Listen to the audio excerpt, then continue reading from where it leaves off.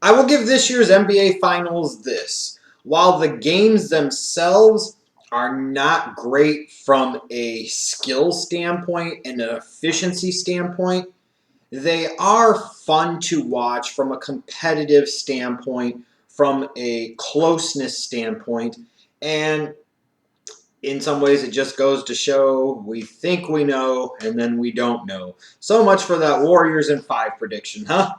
I guess that ultimately got put to rest by the Cleveland Cavaliers in Game 3 of the 2015 NBA Finals. Even as that game was going along, it always felt like the Cavs at some point in time were going to hit a bit of a wall, and the Warriors were going to come storming back, as been kind of the theme of this series, it seems like a little bit, but that ultimately they were going to shoot themselves in the foot, and the Cavs were going to do just enough, maybe because they wanted a little bit more, and we're going to find a way to win Game 3. As they're sitting there and you go through Game 3, and Cleveland is clearly the superior team on the floor, once again dictating and controlling tempo, and you see another vanishing act by the alleged league MVP and by the other stars of the Golden State Warriors. Even as that's going on, you know there's always that threat. Even as Cleveland at one point in time built up a 20-point lead, you're sitting there and saying, this game ain't over yet. This game ain't over yet. And it wasn't. And the Warriors came storming back in the fourth quarter. And the Cavaliers were lucky in some ways to be able to hold on and win 96-91 and take a 2-1 series lead. But they got it done. And I have to say, through 3 games, what LeBron James has done has been one of the most impressive things on the game's biggest stage that I have ever seen. While, again, not the most efficient from a shooting percentage standpoint, what he's been able to do in terms of understanding what his team needs on an all-around basis has been impressive to me. But more so than that, when looking at LeBron specifically, one of my knocks on him over the years is that at times he's been that guy that hasn't fully understood what he needs to do. And even once he became an NBA champion and understood what it took to be a champion, at times he still failed to do what his team needed him to do. Well, in this case, in this series, that hasn't been it at all.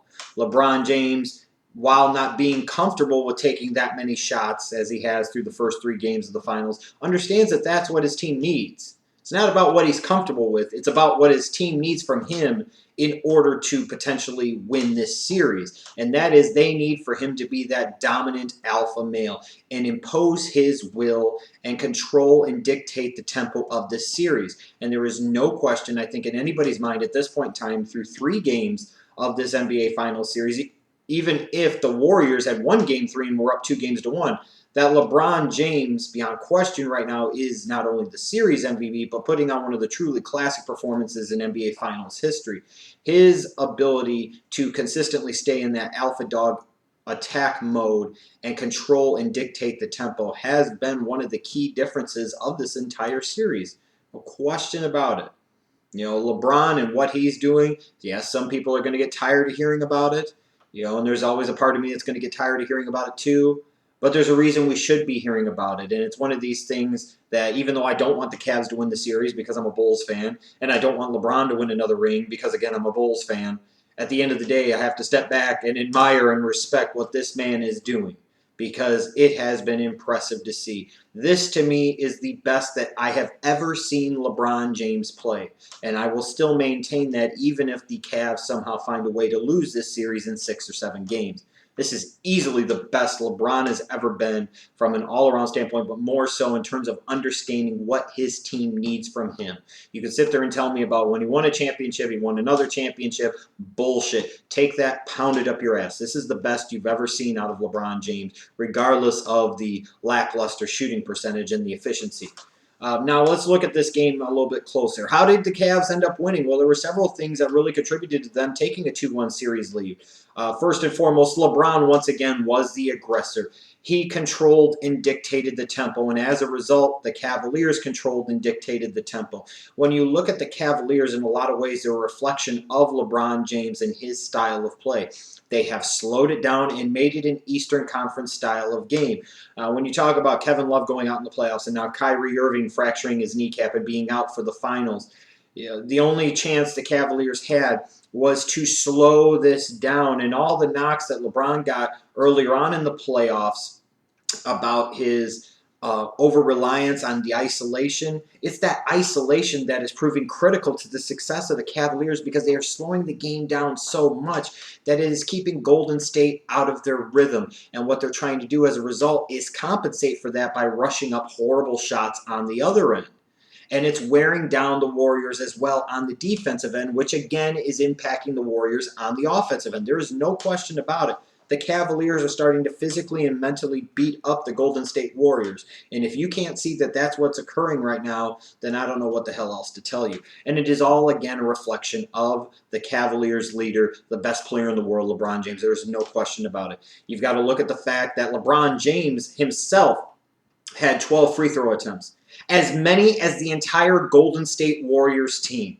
Ultimately, the Cavs shot 12 more free throws than the Warriors did. And when you look at close games and where games are won and lost in those type of situations, so often the case, people will talk about defense and they'll talk about big plays in terms of big shots or spectacular this or that or a block or what have you. A lot of times it's decided at the free throw line. And when you get more cracks at the free throw line, chances are you're going to make more free throws. Those are the easy points, and those are the teams that typically find a way to win these important games, especially in the NBA Finals. LeBron had as many free throw attempts as the entire Warriors team. So all this crap about calls and this and that, no, it's a reflection of the aggressiveness of LeBron and as a byproduct the Cleveland Cavaliers and a lack of aggressiveness in the Golden State Warriors and their propensity to just sit there and hope that they're going to shoot themselves into a big scoring night and having trouble with having somebody that can actually create off of the dribble for themselves and others on a consistent basis and get to the free throw line.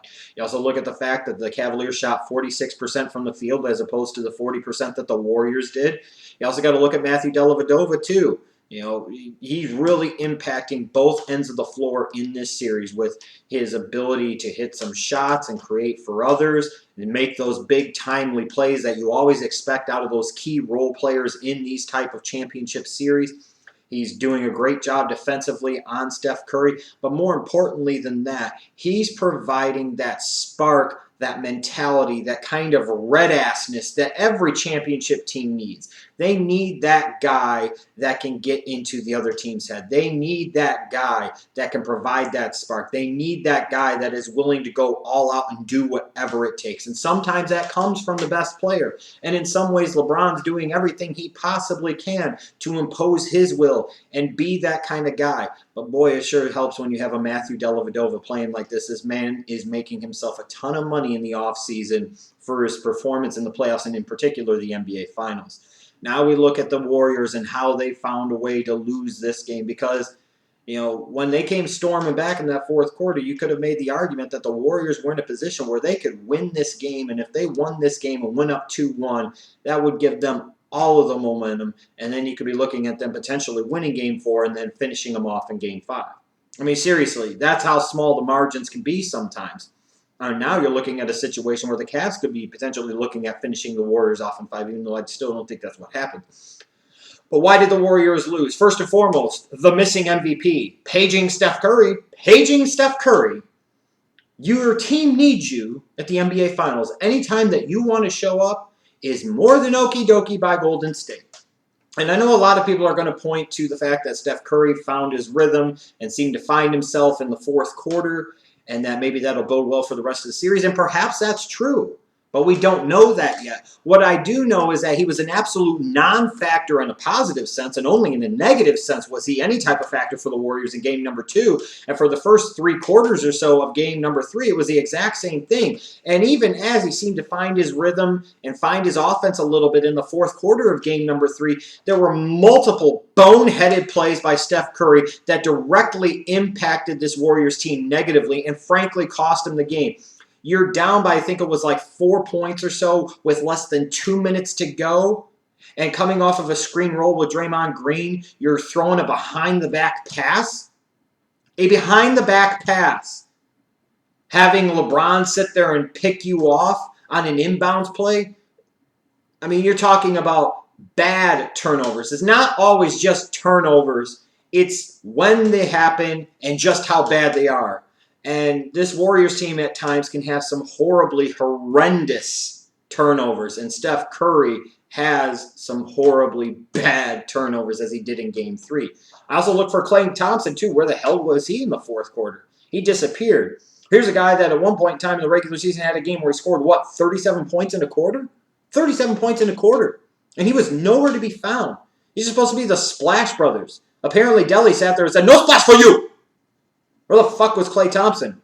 And then you look at others, too. Some of their other best players, guys that you would expect to step up and contribute as they did for the Warriors throughout their 67-15 regular season. Draymond Green and Harrison Barnes went 2 of 18 from the field. That's including Harrison Barnes going 0 for 8. Now, while Harrison Barnes in a lot of ways was just missing open shots, and sometimes that's going to happen, you can't sit there and have a guy go 0 for 8 from the field on open J's.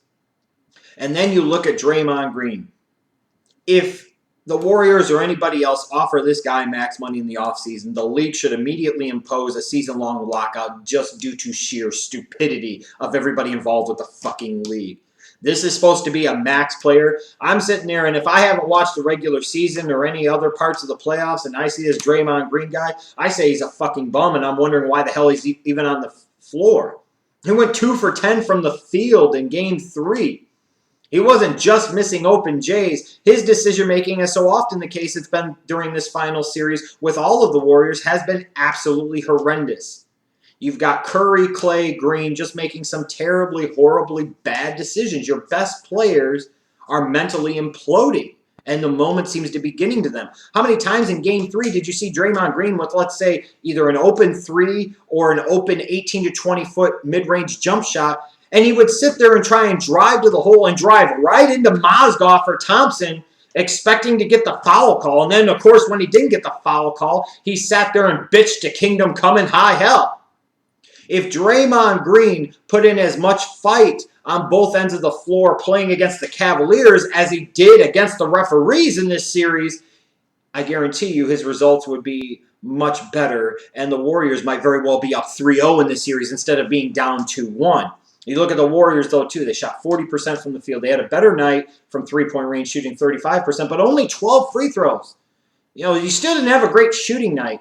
And when you're not getting to the free throw line and slowing that game down, that free throw line is a way for you to be able to find your offensive rhythm. When you can't do that, you're limiting the length of the floor and the areas ultimately that the Cavaliers have to defend. If you're not getting to the hoop a lot, the Cavaliers can just kind of sit there and play you on the screen roll and not have to worry about a whole lot else. And they can just sit there and basically play the three-point line, which the Cavaliers have done very, very well in all 3 games of this series, frankly. And that's the fact is, if you can't get to the free throw line, you're in a world of hurt because you were relying far too much on your jump shots to save the day. And maybe that was good enough for the Warriors in the regular season, and maybe that was good enough for the first 3 rounds of the Western Conference playoffs, but now you're in the NBA Finals. You need to be able to find a way to get to the hole. You look at the fact that Tristan Thompson outscored the combination of Draymond Green and Harrison Barnes. Just think about that for a second. That's something that should never happen. And then I point to as well, the Warriors finally did something wise in Game 3 by putting David Lee in the lineup. I was wondering the first 2 games why they didn't give him a little more tick, because I thought he's a guy that could help him on the screen roll. Here's another guy that could put the ball in the hoop. He might give up some on the defensive end, but at this point in time, the Warriors need to be more concerned, frankly, about the offensive end than the defensive end. So you put in David Lee, and of course he has an immediate impact in this game and in this series, and you could see it. And you could see not only was David Lee potentially going to be a hero for this game, this could be a series-defining moment for this organization and this final series. Kerr, for some reason, pulls Lee midway through the fourth quarter for like a 2-minute stretch, puts a Zealy in, and then the Warriors seem to lose their momentum, and they never really, frankly, gained it back. I understand you're looking at David Lee, and you're wanting to get him a blow and get him some rest, what have you, but at some point in time, you just got to roll with it until the wheels fall off. Because you were that close to potentially really overtaking the Cavs and blowing the game wide open for yourselves. And then you lose all of your momentum by taking David Lee out for about 2 minutes. It doesn't seem like much in the grand scheme of things, but that was an incredibly bad decision by first-year head coach Steve Kerr. Sometimes you just got to roll with it until the motherfucking wheels come off, period. And they didn't do that for whatever reason I can't really figure out. They put in a Zealy, who had his moments in Game 3, but it was the worst thing they could have done. It robbed them of momentum, and I don't think they ever really recovered. What did we ultimately learn about this series and about these two teams from this game? Well, we learned kind of what we already know is that the Cavaliers are doing the business in terms of controlling the tempo, in terms of making this the type of game that they have to have in order to have any shot of winning. They can't play at the Warriors' pace or they'll get crushed, and everybody knows that. But if they can play an Eastern Conference style of basketball and continue to have LeBron James impose his will on the series on the offensive end, therefore frustrating the Warriors, on the defensive end, and as a result affecting them on the offensive end, the Cavaliers will win this series, and they might win it in 5 games based off of the way it's looking. But more importantly than just controlling the tempo, the Cavaliers are playing like they want to win this championship. They are playing all out. They are going for it. They're playing like a team with nothing to lose, whereas the Warriors are kind of just sitting back and waiting for it to happen and wishing for it to happen and assuming it's going to happen. They're almost playing like they're playing not to lose. And I point to golf as a perfect example of where this is a flawed strategy and a flawed way of doing things. One of the most talented golfers I've ever seen is Greg Norman. Right up there with Tiger Woods, believe it or not. From a talent standpoint and what he could do, he was incredible. And Greg Norman would put together some of the hottest streaks of golf you've ever seen, even fuck Tiger Woods. But how many times you would see Greg Norman get into the last round of the tournament, especially at a major. He would be in the lead, and all of a sudden he would start to change his approach, and he would go from being aggressive and being that great white shark, the shark, Greg Norman, so to speak, to being kind of passive, playing almost like a dolphin or a minnow, and playing not to lose as opposed to continuing to do what got him to the dance and being confident in what had gotten him there the first 3 rounds and gotten him into that position. Here's a guy that that was in the final group of every single major in 1986 and yet only found a way to win one of them. In his career, he won 2 majors where he could have potentially won 20 plus, and I'm serious. When I look at the Warriors, I see that flawed Greg Norman type of approach in terms of really great and really talented, but it's kind of sitting back and playing not to lose. You look at this series as well, and you could see Della Vadova being that difference maker and being that red ass that the Warriors lack.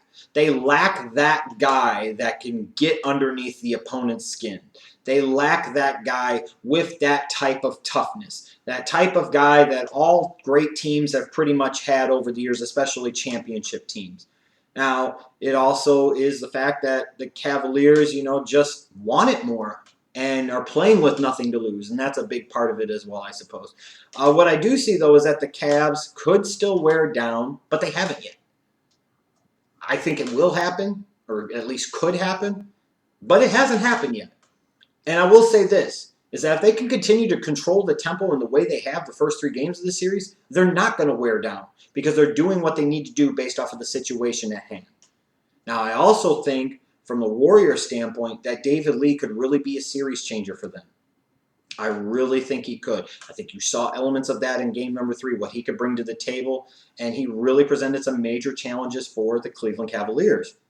And going forward, the Warriors need to incorporate him much more into the game plan and get him more time on the floor at the expense perhaps of guys like Draymond Green and even somebody like an Andrew Bogut. They've got to find a way to get David Lee on the floor more. And at that point in time, I think the Warriors have to understand that their current starting 5 and the way they're running their lineups isn't getting the job done. Kerr has to be flexible. He has to be willing to understand that the way it's going isn't going to bring that championship to the Bay Area. And he's going to have to explore, perhaps bringing Draymond Green off of the bench and putting David Lee in the starting lineup. Maybe taking Andrew Bogut, putting him on the bench and putting Ezeli in the starting lineup. Maybe taking Harrison Barnes out of the starting lineup and putting Andre Iguodala in there. I mean, these are all things, not saying that they're all good ideas or that he should do all of them, but there's things that need to be considered and things that need to be thought of. Because at this point in time, based off of what we've seen in the first 3 games of the 2015 NBA Finals, what the Warriors are doing flat out isn't good enough. It just is not good enough. And if they expect to have a chance to come back and win Game 4 and potentially win this series, they've got to change up their approach, their mindset, their attitude, and everything that they're doing. Because otherwise they're going to sit there and watch as LeBron James puts on a historic performance and Cleveland gets that championship that they've been waiting so many years for.